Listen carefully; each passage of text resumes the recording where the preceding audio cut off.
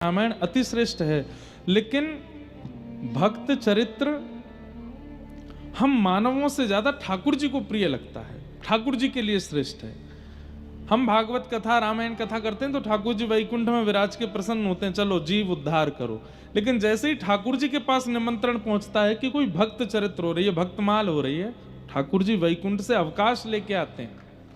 ठाकुर जी लक्ष्मी जी को या फिर गरुण जी को या फिर अपने दूतों से कह के आते हैं, थोड़ी देर ध्यान रखना, हाँ हम कथा सुनने जा रहे हैं, भक्त चरित्र हो रही है, हांसी में हम सुन के आते हैं। इतना प्रिय है ठाकुर जी को। कथा रसिक हरिदास तुम श्रोता भक्त माल के, तुम पद रज हम हाल। ठाकुर जी श्रोता हैं भक्त माल के। तो ऐसी श्री करमती जी का चरित्र और बीच बीच में भागवत जी के भावों को हम लोग सुनते रहेंगे। 3 दिन का ये सत्र है। आज प्रथम दिन 5 बजे से कथा लगभग प्रारंभ हुई, कल 5 बजे से ही होगी। आप लोग 3 साढ़े 3 से अपना स्थान ग्रहण करना प्रारंभ कर दीजिएगा। 5 बजे बिल्कुल एग्जैक्ट बैठ जाइएगा।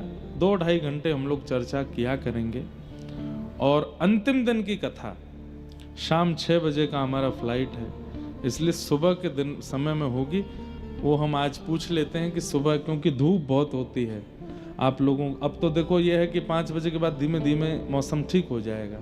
छोटे बच्चे हैं, माताएं हैं, धूप बहुत तेज पड़ेगी आपके ऊपर। अगर ज़्यादा धूप पड़ी, कहीं कोई बेहोश ना हो जाए, कोई डिहाइड्रेशन की दिक्कत ना हो, ये भी हमें विचार करना है। और आप लोग समय से आ भी सको तो वो आज सब माधव जी से और पूरे सब लोगों से बैठ के एक बार चर्चा कर लेंगे, हमारी फ्लाइट भी ना छूटे और आपका टाइम भी ठीक रहे। ऐसे समय पर कथा हम लोग रखेंगे, गर्मी ना हो।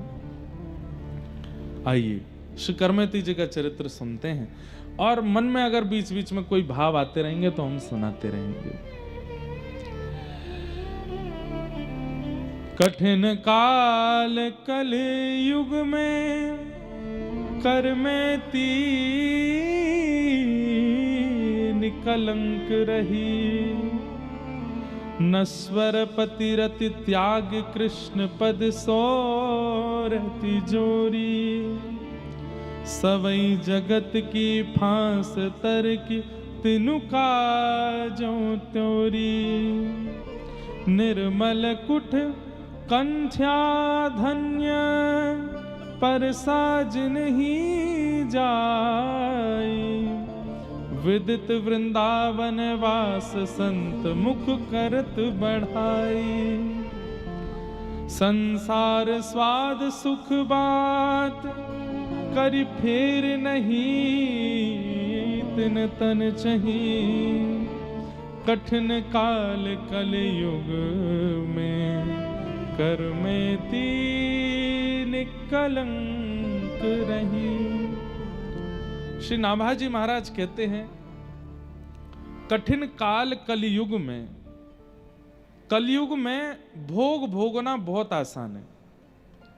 अभी सब लोग इधर देखो, अभी इसी वक्त अगर आप मन बना लें कि कल से मुझे केवल व्यसन करने हैं, केवल गलत काम करने हैं, केवल अपने जीवन को ऐशो आराम और उसमें लगाना है, आप आज ही चिंतन कर लीजिए, कल से जो कुछ आप करना चाहेंगे सब बहुत जल्दी जल्दी व्यवस्थित हो जाएगा। कुछ दूर खाने का मन हो व्यवस्थित हो जाएगा, कुछ पीने का मन हो व्यवस्थित हो जाएगा, पर पुरुष पर स्त्री का संग करने का भाव हो जाएगा, कुछ और गलत करने की इच्छा हो कलिकाल में बड़ा आसान है। लेकिन आप आज मन बनाइए कि कल से मैं भक्त बनूंगा, कल से मैं अपने जीवन को संयमित रखूंगा, कल से मैं नियम से रहूंगा, कल से मैं यही पाऊंगा, कल से मैं इतना नाम जप करूंगा, कल से मैं तिलक स्वरूप रोज लगाऊंगा, कल से मैं वृंदावन का स्मरण रोज करूंगा। जैसे ही आप सदव्यवस्थित होने का विचार करोगे तो वो कल कल ही कल होता रहेगा, कभी कल नहीं आती। और होगा क्या, आपने नियम लिखे थे 10, लेकिन आज कितने कर पाए? 3, बाकी के क्यों नहीं हो पाए? वो ऐसा हो गया था, वो ऐसा हो गया था, इसलिए ये हो गया, नहीं बन पाया। कलयुग में व्यवस्थित होना बहुत मुश्किल है, लेकिन कलयुग में अव्यवस्थित होने के लिए आपको बहुत योजनाएं नहीं बनानी पड़ती, आप बहुत आसानी से हो जाओगे। मैं कथाओं में कहा करता हूं, हम मानव कलयुग के कैसे हैं? बोले बहते हुए पानी जैसे। पानी को अगर खाली छोड़ दिया जाए तो ढलान की ओर बिना किसी सहयोग के चला जाता है, लेकिन उस पानी को टंकी में चढ़ाना हो तो मोटर चलानी पड़ती है, एक साधन लगाना पड़ता है जिससे वो पानी ऊपर जाए। लेकिन नीचे आने के लिए पानी को किसी का आश्रय नहीं लेना पड़ता, वो अपने आप बहता चला जाता है, अपने आप अपने मार्ग ढूंढ लेता है। हम लोग भी ऐसे हैं। बिगड़ने के लिए, अब व्यवस्थित होने के लिए हमको सहायता की आवश्यकता नहीं होती, हम बिगड़ जाते हैं। लेकिन सुधरने के लिए, संभलने के लिए, ठाकुर जी का होने के लिए बहुत परिश्रम करना पड़ता है। और करमेती बाई का अवतरण तो 500 वर्ष के आसपास कुछ हुआ था, 500 वर्ष के अंदर अंदर कुछ हुआ था। आज का कलयुग तो और कठिन है, आज का कलयुग तो और खतरनाक है। अपनी बालावस्था में हमको नहीं पता था कि फोन किसको कहते हैं, और आज 2.5 वर्ष 3 वर्ष का बालक, वो भोजन के साथ फोन उसको चाहिए ही चाहिए। स्टार्टर उनका फोन ही है, फोन होगा तो वो प्रसाद पाएंगे। जिस फोन से सब कुछ परोसा जा रहा है हमारे घरों में, वो इतना सहज है हम लोगों को। इंटरनेट इतना सहज है, विषय इतने सहज हैं, वासनाएं इतनी सहज हैं। ऐसे में भगवत भक्ति करना बहुत मुश्किल है। और एक बात मैं बहुत स्पष्ट रूप से कह दूं, जो भक्ति कर रहे हैं 365 दिन भी वे लगातार कर पाते हैं, इसकी भी कोई गारंटी नहीं। बीच बीच में भटकाव उनके चित्त में भी आता है। वो तो हमारे, मैं कथाएं क्यों नहीं छोड़ता, करने करते लगते रहते हैं, बस लगातार लगातार चलते रहो। क्यों? ताकि 365 दिन में से कम 360 दिन, 355 दिन तो ठाकुर जी की सेवा में ही रहें। क्योंकि अपने आप प्रयास करने से तो ये बहुत मुश्किल है इस कलिकाल में। इसलिए लगे रहते हैं कि चलो अब ये कर लो, अब ऐसा कर लो, ऐसा। शरीर थकता है, मन थक जाता है, आत्मा थक जाती है, लेकिन फिर भी लगे रहते हैं। क्यों? नहीं तो ये कलिकाल बिगाड़ने के लिए एक क्षण चाहता है। हम इसको एक दिन भी खाली कैसे दे दें, 4 दिन भी खाली कैसे दे दें। वो 4 दिन भी खाली है तो उसमें भी कुछ भगवत वार्ता करनी, ताकि ये मन बुद्धि कहीं विचलित ना हो। ऐसे कठिन कलकाल में करमेती निष्कलंक रही। निष्कलंक मतलब करमेती बाई ने भक्ति को स्वीकार किया तो फिर भक्ति में कोई दोष या कोई पीछे मुड़कर के पड़ाव आया ही नहीं, लगी रही करमेती बाई। मीराबाई जैसी इनकी भक्ति है, लेकिन थोड़ा सा अंतर है जीवन में। आपके पूज्य पिताजी, सब लोग ध्यान से सुनेंगे, श्री करमेती बाई के पूज्य पिताजी श्री पुरुषोत्तम जी, राजस्थान के सीकर जिले के पास में एक गांव था, वहां उनका जन्म हुआ। एक शेखावती राजा थे, उसके यहां पर कुल गुरु पद पर थे। तो राजाओं के मंत्री, महामंत्री, कुलगुरु आदि ये भी कोई राजा से कम नहीं होते थे, इनकी भी राजघराने जैसी स्थिति होती थी। ब्राह्मण कुल में जन्मे थे।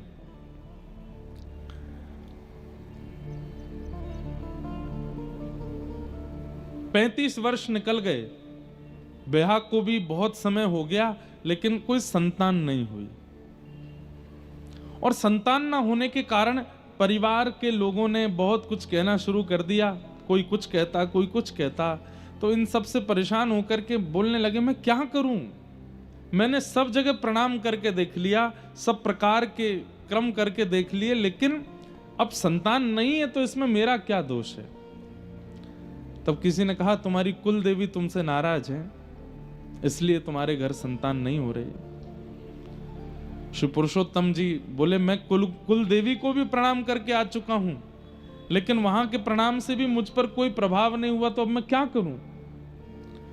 तो किसी ने कह दिया, बोले कि तुम जिद के साथ जाओ कि अगर देवी आपने मेरा ये काम नहीं करवाया तो मैं ऐसा कर दूंगा, जबकि ये नहीं होना चाहिए, गलत है।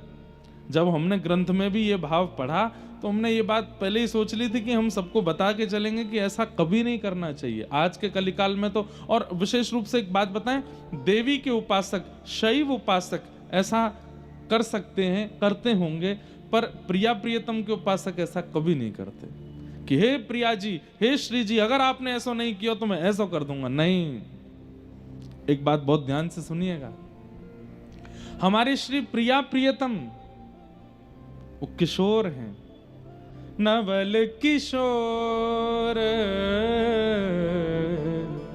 नवल नागरिया,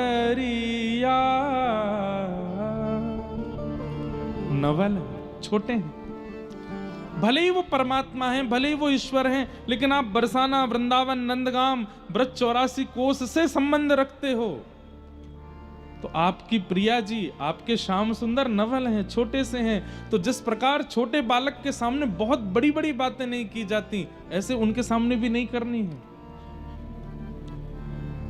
ये मैंने लगभग सब भक्तों के चरित्र में देखा कि जिन मातृ गर्भ से भक्त जन्म लेते हैं, उन माताओं को वृंदावन की स्मृति गर्भ के समय होने लगती है। गर्भ काल में माताओं को जो अनुभव हो रहा है, समझ जाइए वैसे ही विचार वाला बालक है। अगर कुछ अनुभव नहीं हो रहा है तो जानबूझ करके जबरदस्ती अनुभव करने का प्रयास करो। वृंदावन का चिंतन करो, श्री यमुना जी का चिंतन करो, रज रानी का चिंतन करो, महारानी का चिंतन करो, भक्त कथाएं सुनो, सुंदर सुंदर लीलाएं सुनो, ठाकुर जी की लीलाएं सुनकर के सो, ताकि विचारों में भी वही आवे, उससे बालक पर असर पड़ेगा। करमेती बाई की मैया को जो कभी वृंदावन गई नहीं है, उनको अच्छा हाँ, एक बात याद आई, जब देवी माँ ने कहा कि तुम्हारे घर एक दिव्य पुत्री जन्म लेगी, तो पुरुषोत्तम जी महाराज जो कि कुल गुरु थे शेखावत राजा के, विद्वान तो थे, उन्होंने भागवत जी के पाठ का उसी दिन प्रण ले लिया कि अब मैं आद्योपांत भागवत जी का पाठ करूंगा अपने अंतिम समय तक। तो देवी कृपा और भागवत जी की कृपा, जब पत्नी गर्भवती हुई 5वीं संतान के लिए, तो वो भागवत जी का पाठ सुनाते थे।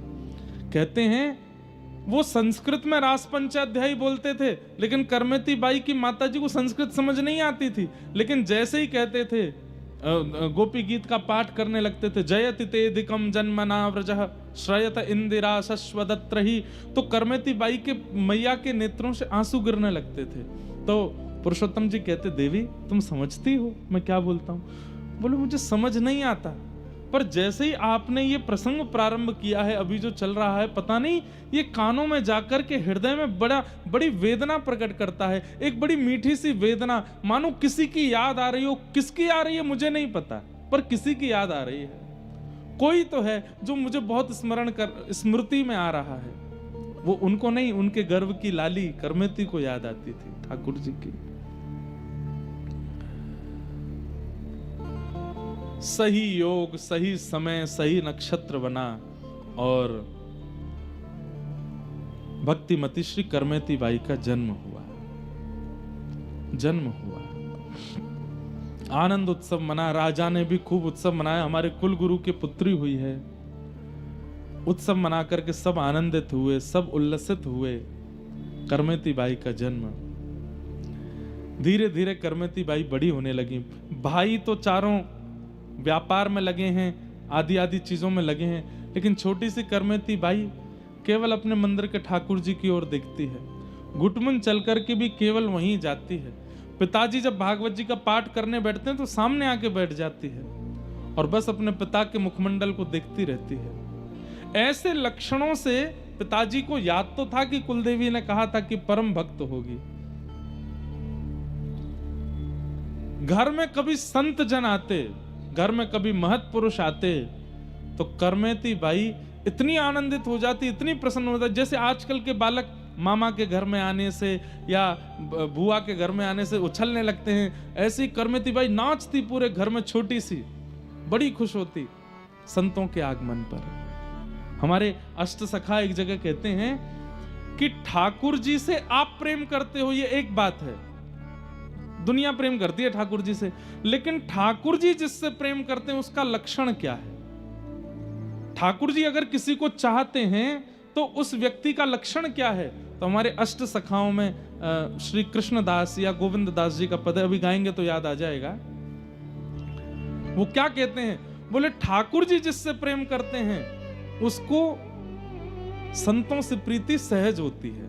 कैसी सहज प्रीति? नाम नहीं जानते, पहले कभी देखा नहीं, केवल माथे पर तिलक दिख गया, गले में कंठी माला दिख गई है, धोती दिख गई है, अगर जटा धारण करते हैं तो संत की जटा दिख गई है, किसी ना किसी रूप में ये व्रज के संबंधी हैं, ठाकुर जी के संबंधी, ये पता चल गया। देखते ही मन प्रसन्न हो जाए, उनसे मिलने का मन करे, उनके पास जाके बैठने का मन करे, उनको देखते ही प्रसन्नता चित्त में प्रकट होने लग जाए। हरिजनों को देख करके आनंद चित्त में उमड़े तो समझो हरि आपसे प्रेम करते हैं, आपसे हरि का प्रेम है।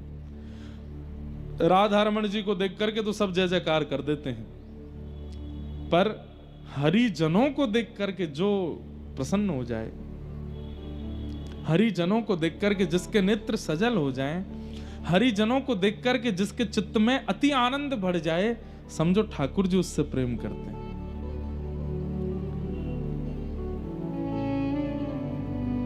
तब अपनों करि जाने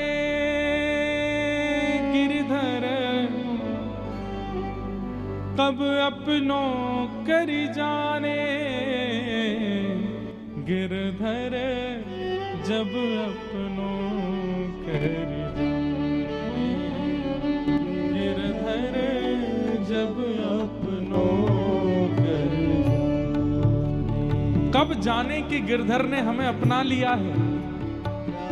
तब हमारे अष्ट सखा कह रहे हैं, ताको मन भगतन की सेवा, ताको मन भगतन की सेवा, संत चरण रज सदा लुभाने, संत चरण रज सदा लुभाने, संत चरण रज सदा लुभाने, संत चरण रज सदा लुभाने, गिरधर जब अपनों कर जाने, गिरधर जब अपनों। अभी हम साउथ अफ्रीका गए थे कथा करने, तो वहां पे समुद्र के किनारे घूम रहे थे, हमारे सब संगीतज्ञ भी थे और भी लोग सब धोती वोती पहने घूम रहे। तो एक वहां के जो वहां कृष्ण वर्ण के लोग रहते हैं ना, कृष्ण वर्ण समझ गए, राधा रमण जी जैसा वर्ण है उनका, बिल्कुल देखने में ऐसा लगता है कि ओहो, अंधेरी निशा, अमावस्या की रात्रि, और जब हंस जाते हैं तो लगता है कि तारे टिमटिमा गए हों। अच्छे हैं, किसी की बुराई नहीं है, लेकिन तो हम लोग समुद्र के तट पर घूम रहे थे, तो एक आया दौड़ा दौड़ा, बड़ा हत्ता तगड़ा लंबा, और हमारे रूप ये धोती वोती देख करके ऐसे खड़े होकर के देखे, बोले यू ऑल फ्रॉम इंडिया? हमने कहा यस। हरे कृष्णा हरे कृष्णा। और जैसे उसने हरे कृष्णा कहा, मैंने कि देखो ठाकुर जी को देख करके कोई हरे कृष्ण कहे, जय जय श्री राधे कहे, तो समझो वो ठाकुर जी से प्रीति करता है। मैंने कहा लेकिन अष्ट सखा कहते हैं ताको मन भक्तन की सेवा। मैंने कि दौड़ के हमसे हरे कृष्ण बोलने आया धोती देख करके, और देखो कितना प्रसन्न, हमारे संग फोटो खिंचा के गया। मैंने कि कहीं ना कहीं इसके पूर्व जन्म के या किसी जन्म का या इस जन्म का कोई तो ऐसा कर्म होगा, ठाकुर जी को थोड़ा सा प्रिय तो है, थोड़ी सी इसके प्रति प्रीति है। अब कालांतर में आगे जाकर के इस पर क्या कृपा होगी ये तो मुझे नहीं पता, लेकिन अभी ब्रजवासियों को देख करके दौड़ करके आया है और प्रणाम कर रहा है और जय जय हरे कृष्ण कर रहा है। ठाकुर जी की इस पर कृपा है। क्यों? हरिजन संगे हरि उर आने, गिरधर जब अपनों कर जाने, गिरधर जब अपनों कर, ओ गिरधर जब अपनों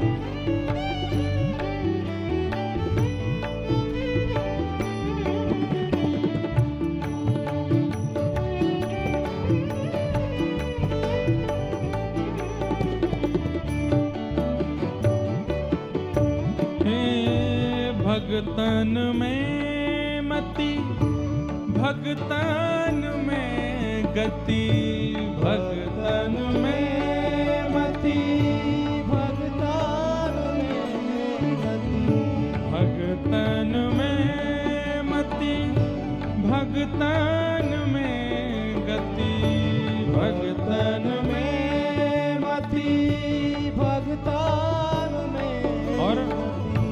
हरि जन हरि एक कर माने, हरि जन हरि एक कर माने।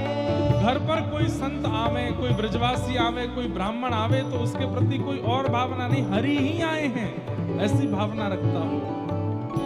कृष्ण दास मन वचन कर्म करी, कृष्ण दास मन कर्म करी, कृष्ण दास मन वचन कर्म करी, कृष्णदास मन वचन कर्म करी।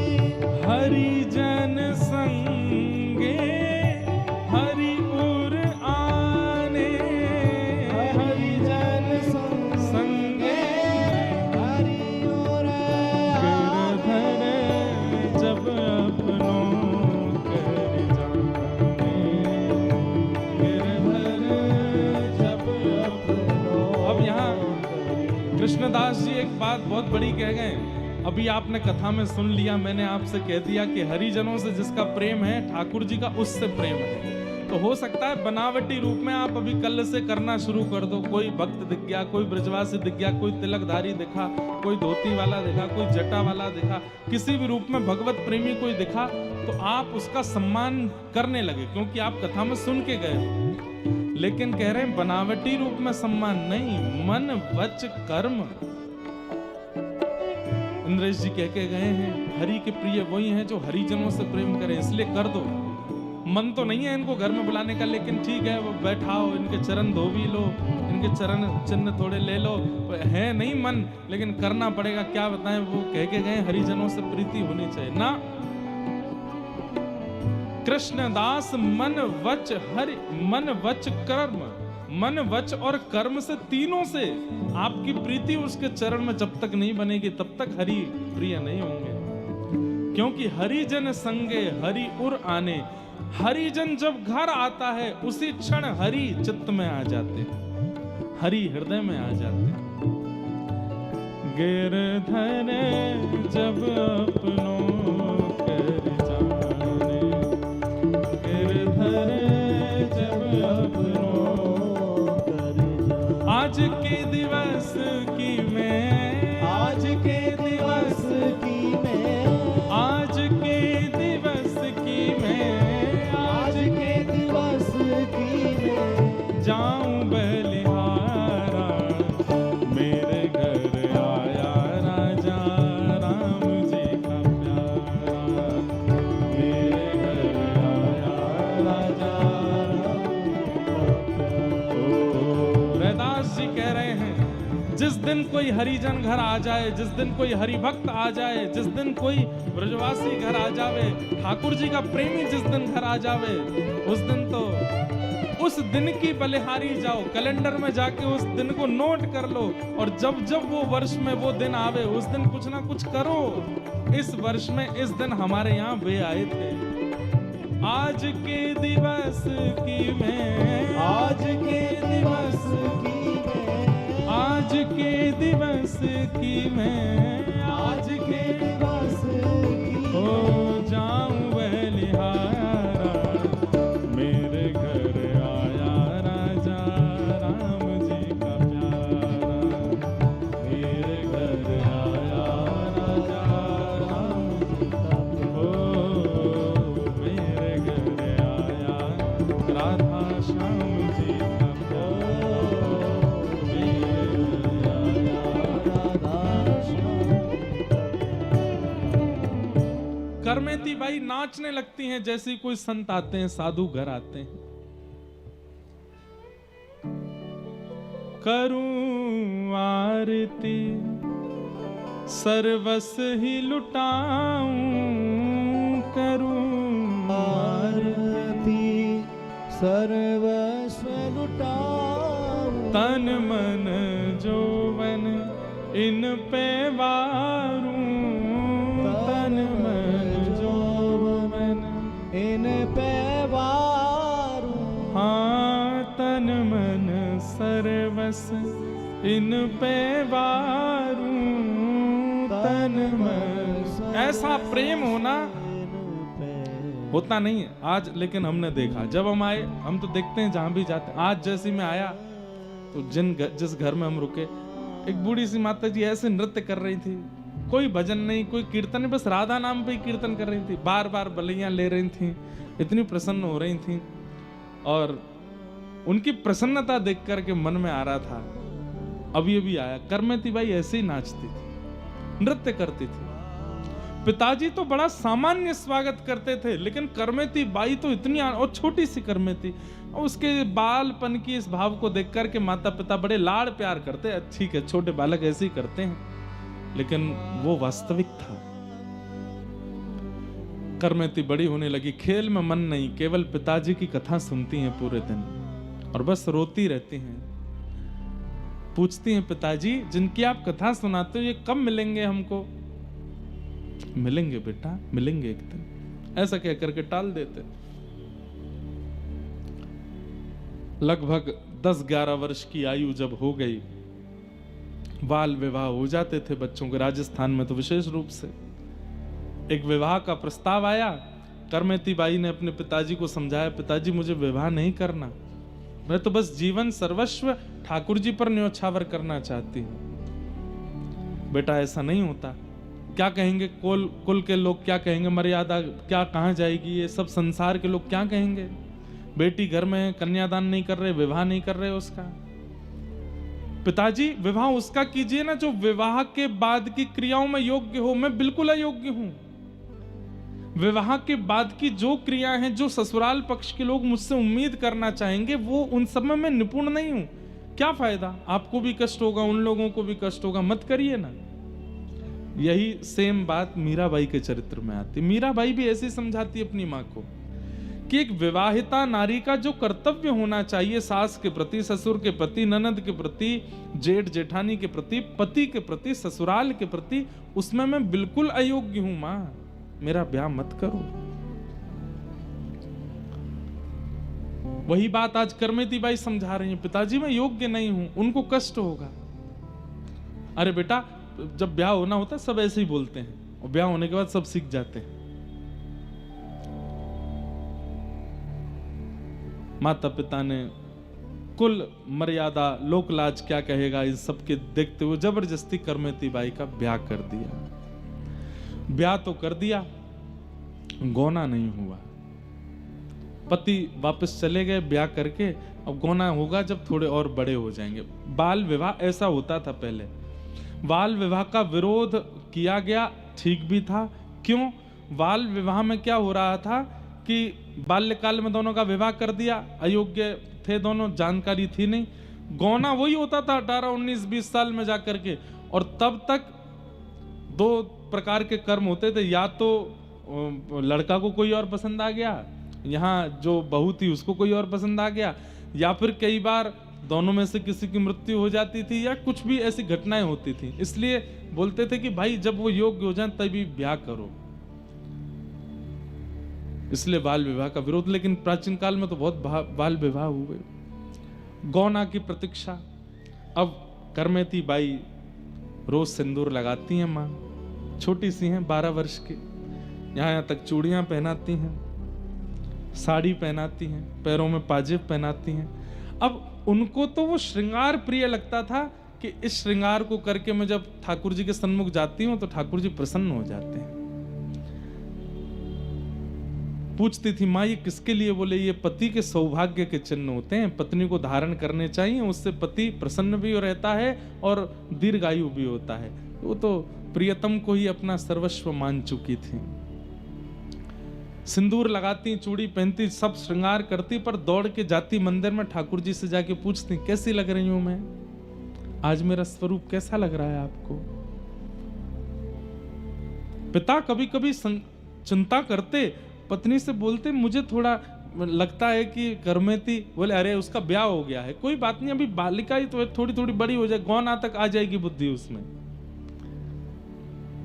लेकिन मीराबाई तो सदैव तड़प रही हैं, मिलवे को मोहे चाव घनेरो, मिलवे को मोहे चाव घनेरो, कब मिल पीत सवेरा, गोविंद कब मिल मीत सवेरा, गोविंद कबहू मिले पिया मोरा, गोविंद कबहू मिले पिया मोरा, गोविंद कबहू।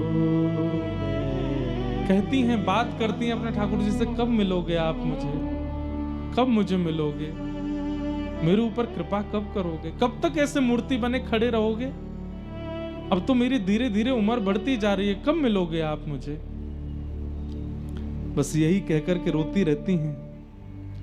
व्याकुल प्राण धरत नहीं धीरज, व्याकुल प्राण धरत नहीं धीरज, कब देखूं मुख तोरा, गोविंद कब देखूं मुख तोरा। मीराबाई का पद है, बहुत प्यारा पद है। मीराबाई के पद इतने अद्भुत हैं, अगर हमको कोई कह दे ना, हम सालों साल मीरा चरित्र ही कहते हैं, इतना सुंदर है।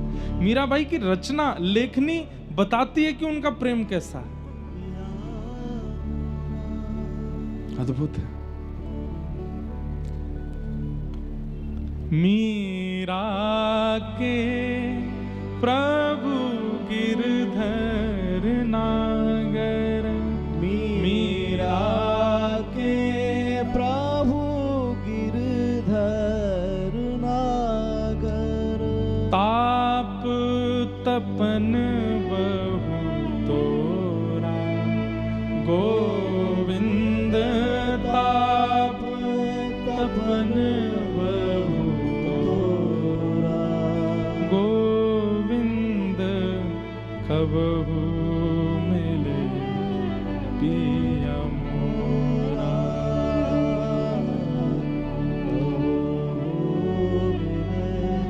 पिया। बंधुओं, हमें प्रेम हो जाता है ठाकुर जी से, हम चाहने लगते हैं ठाकुर जी को, पर ऐसा विरह नहीं मेरे को देखने में आया अभी तक कि बस व्याकुल हो गए हों ठाकुर जी के लिए, ऐसे नहीं हुए अभी हम स्वयं बहुत दिनों तक कथा करते रहते हैं, तो अब तो लाल जी सफर में नहीं रहते, साथ कथाओं में नहीं जाते, कुछ समय लाल जी की स्मृति तो होती है। जैसे अभी अयोध्या में कथा थी, तो मैं सीधे जहां रुका था वहां पहुंचा, तो जाते नियम होता था लाल जी पहले पहुंच जाते हैं। लाल जी कहाँ विराज रहे, तो जो पंडित जी सेवा करते वो भी भावुक हो गए, लाल जी तो नहीं आते अब कथा में, तो हम दोनों थोड़ी देर के लिए सहम गए कि अब लाल जी आते नहीं, कि 4 साल तो लगातार कथाओं में आए।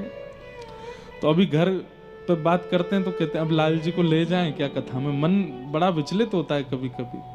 तो घर से आता है, नहीं अब यहीं रहेंगे, नहीं जाना। हमने कहा एक बार पर्ची डाल के देखो, अगली कथा में चलेंगे क्या। पर्ची डालते हैं, ठाकुर जी मना कर देते, नहीं जाना। और विरह हो जाता है चित्त में कि उनका मन नहीं है, वो कह चुके थे कि ब्याह उला के बाद हम घर रहेंगे, घर ही रहते हैं, लेकिन मैं हूं ले जाऊंगा, पर्ची बिना डाले ले जाऊंगा, पूछूंगा ही नहीं। विरह बहुत आवश्यक है बंधुओं, लेकिन हमको संयोग इतना आवश्यक, इतना मिल गया है ठाकुर जी का कि हम विरह का अनुभव नहीं कर पाते। ये जो अश्रु गिरते हैं ना प्रेम विरह में, कृष्ण विरह में, ये अश्रु नहीं है, हमारे चित्त में जितने भी दोष हैं ठाकुर जी से मिलने वाले, वो सब एक एक बिंदु करके निकलते हैं। जितने निकलेंगे उतने स्वच्छ हो जाएंगे हम, पर वो निकलते ही नहीं है, रह जाते हैं भीतर।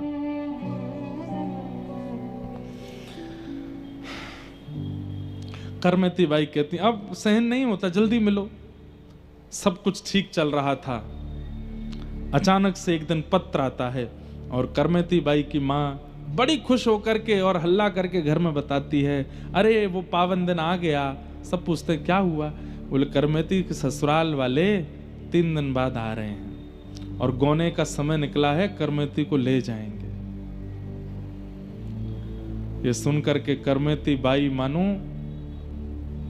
पिताजी कौन आएगा 3 दिन बाद? बोले तेरा बेटी ब्याह हुआ था ना 5 साल पूर्व। बोले वो तो माँ ने कहा था खेल हो रहा है। बोले नहीं बेटा, वो तो तब छोटी थी इसलिए हमने ऐसा बोल दिया था। तेरा ब्याह हुआ है, उस घराने के पुरुष से ब्याह हुआ है और वो तेरे को ले जाने आएंगे, बहुत अच्छे हैं, बहुत ऐसा है वैसा है।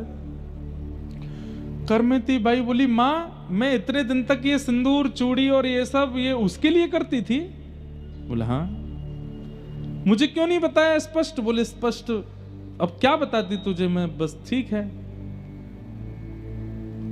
करमती बाई बोली इनसे तो अब कुछ भी कहना ठीक नहीं। अपने भाई से पूछा, भैया आप उनके यहाँ गए थे, वो परिवार भक्त है, उनके यहाँ ठाकुर सेवा होती है, उनके यहाँ कथा भगवत सत्संग? तो बाई ने कहा देख स्पष्ट तुझे बता दूं, बाद में तुझे पता चले तो मन में बड़ा कष्ट होगा। उनके यहाँ कुछ नहीं होता, वो तो सब खाते पीते हैं, आनंद करते हैं, कोई सेवा वेवा भक्ति भजन कथा कीर्तन संत आगमन ये सब जो तूने यहाँ अनुभव किया कुछ नहीं है वहां पर। करमती बाई तो अब घबरा गई, अब मैं क्या कर सकती हूँ? पूछने लगी अब कुछ हो सकता है? बोले कुछ नहीं, अब तो हो गया विवाह, अब तो तेरा गौना होना, बस विदाई होनी है, बाकी सब तो हो चुका। करमती बाई व्याकुल है। 1 रात 2 रात निकल गई, रोते रोते ठाकुर जी से कहने लगी आप ही कुछ करो, लेकिन कोई रास्ता नहीं दिखा। तो करमती बाई बोली मैं दोबारा जन्म लेने की प्रतीक्षा नहीं करूंगी कि अगले जन्म में मैं आपको प्राप्त करूं, ये जन्म में संसार को सौंप दूं, नहीं, ये मेरा अंतिम जन्म है। मैं इस जन्म में ऐसी कोई भूल नहीं कर सकती जिससे आप मुझसे दूर हो जाओ, मैं आपको प्राप्त करके रहूंगी।